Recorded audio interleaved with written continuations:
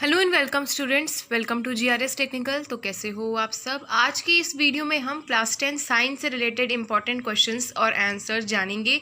तो आज की इस वीडियो को बिल्कुल लास्ट तक देखिएगा। वीडियो अच्छी लगती है तो इस वीडियो को लाइक ज़रूर करिएगा, और यदि अगर आप हमारे चैनल पर नए हैं तो चैनल को सब्सक्राइब करके बेल आइकन ज़रूर बजा दीजिएगा।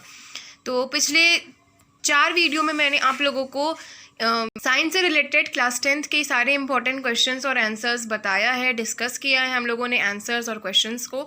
और आज के इस वीडियो को वही कंटिन्यूटी में रखते हुए आगे के क्वेश्चंस को हम डिस्कस करेंगे और आंसर्स भी जानेंगे। तो बिना समय गंवाए आज के इस वीडियो को हम स्टार्ट करते हैं। तो आज का सबसे पहला क्वेश्चन है हमारा, डिफाइन द टर्म एवोल्यूशन। तो एवोल्यूशन क्या होता है।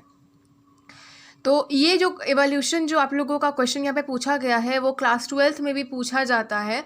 एवोल्यूशन क्लास 12th में भी एक चैप्टर है, तो वो भी इंपॉर्टेंट उसमें है। ठीक है, तो यहाँ पे बात कर लेते हैं एवोल्यूशन होता क्या है। तो gradual changes which takes place in primitive organism over millions years and new species formed produce. ठीक है, तो हम यहाँ पे लिख सकते हैं कि ग्रेजुअल जो चेंजेस हम लोगों को देखने को मिलता है which takes place in primitive organism over million years and new species produced. ठीक है, एवोल्यूशन पता चल गया क्या होता है। अब अगला क्वेश्चन हमसे पूछा जा रहा है, name the hormone present in male responsible for changes in boys. Males में हम लोगों को क्या क्या चेंजेस देखने को मिलता है, जिसके कारण रिस्पॉन्सिबल कौन सा हार्मोन होता है। जैसा कि आप सभी जानते हो कि टेस्टोस्टेरोन एक हार्मोन होता है जो कि मेल्स में बॉयज़ में प्रेजेंट होता है, जिसके कारण सेकेंडरी सेक्सुअल कैरेक्टरिस्टिक्स बॉयज़ में देखने को मिलता है। अगला यहाँ है कि मतलब गर्ल्स में कौन सा हार्मोन होता है। तो गर्ल्स में 2 हार्मोन होता है, एक ओएस्ट्रोजन होता है और एक एस्ट्रोजन होता है। ठीक है, नेक्स्ट क्वेश्चन है कि डिस्कस रोल ऑफ टेस्टिस, जो कि 2 मार्क्स से क्वेश्चन आपसे पूछा जाता है। ये इंपॉर्टेंट क्वेश्चन है। ठीक है, तो हम लिखेंगे कि टेस्टिस प्रोड्यूस स्पर्म्स। टेस्टिस का काम क्या है, तो स्पर्म प्रोडक्शन काम है उसका। It is oval shape, the scrotum provides the temperature. ठीक है, क्या होगा इसका answer, testis produces sperms, it is oval shape, the scrotum provides temperature. अगला क्वेश्चन है हमारा, the refractive index of water is 1.33 and the speed of light in air is 3 × 10⁸ metre per second. Calculate speed of light in water. तो इसका answer हम लिखेंगे, पहला तो ये जो 3 × 10⁸ जो है वो यहाँ पे आ जाएगा, और ये जो 1.33 है वो यहाँ आ जाएगा। उसके बाद हम लोग क्या करेंगे, उसको 3 × 10⁸ को हम यहाँ पे लिखेंगे, और उसको ये जो नंबर है यहाँ पे हम लोग 4 लिख देंगे। अब यहाँ पे हम लोग इंटू 3 लगा करके कैलकुलेट करेंगे। यहाँ पे जैसा कि मैंने यहाँ पे कैलकुलेट किया है, तो आपका आंसर आएगा 2.25 इंटू 10⁸ मीटर पर सेकेंड।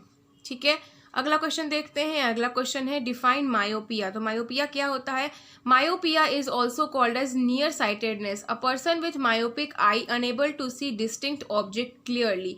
यानी कि अगर किसी को दूर का नहीं दिखता है तो उसको मायोपिया कहा जाता है। ठीक है, by using concave lens it could be corrected. ठीक है, हम कनकेव अगर लेंस वो लगाएगा, मायोपिया जिसको दूर का नहीं दिखता है, वो जल्दी रिकवर हो सकता है। अगला क्वेश्चन है यहाँ पे कि पावर ऑफ एकोमोडेशन क्या होता है। तो ability of eye lens who adjust focal length, तो उसको हम लोग कहेंगे पावर ऑफ एकोमोडेशन। डायोप्टर क्या होता है, तो एसआई यूनिट ऑफ पावर को हम लोग डायोप्टर बोलते हैं। फार साइटेडनेस क्या होता है, hypermetropia is also called as farsightedness. A person with hypermetropia is unable to see nearby objects. By using convex lens it could be corrected. तो कभी कभी आपसे एग्जामिनेशन में पूछ दिया जाएगा कि हाइपरमेट्रोपिया क्या चीज़ से ठीक होता है और मायोपिया क्या चीज़ से ठीक होता है। तो याद रखिएगा, मायोपिया जो है वो कनकेव लेंस से ठीक होता है, और हाइपरमेट्रोपिया जिसको हम फार साइटेडनेस बोलते हैं वो कन्वेक्स लेंस से ठीक होता है। अब हमसे यहाँ पे पूछा जा रहा है कि डिस्पर्शन क्या होता है। तो हम लिखेंगे splitting of white light into constituent colour known as dispersion of light. ठीक है,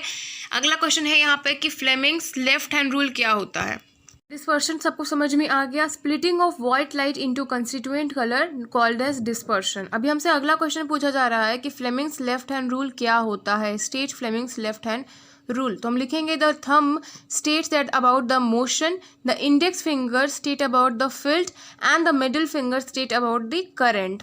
ठीक है, फ्लेमिंग्स लेफ्ट हैंड रूल कुछ इस तरीके से होता है। ठीक है, ये देख लो, इस तरीके से, ठीक है। फ्लेमिंग्स लेफ्ट हैंड रूल होता क्या है, तो the thumb states about the motion, the index finger state about the field and the middle finger state about the current, जिसमें कि ये जो थंब है वो मोशन के बारे में बताता है, ठीक है। इंडेक्स फिंगर जो है वो फील्ड के बारे में बताता है और ये जो मिडिल फिंगर है वो करंट के बारे में बताता है। तो ये इस तरीके से हो जाएगा, ठीक है।